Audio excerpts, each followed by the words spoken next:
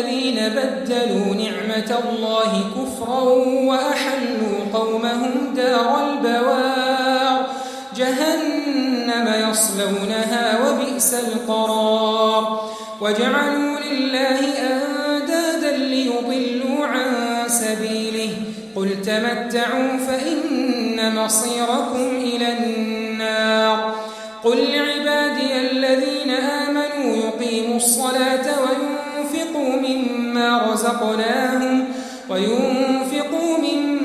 رزقناهم سرا وعلانية من قبل أن يأتي يوم لا بيع فيه ولا خلال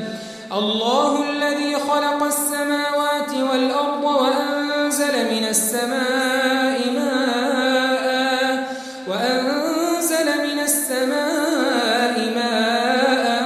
فأخرج به من الثمرات رزقا لكم وسخر لكم الفلك لتجري في البحر بأمره وسخر لكم الأنهار وسخر لكم الشمس والقمر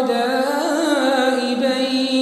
وسخر لكم الليل والنهار وآتاكم من كل ما سألتموه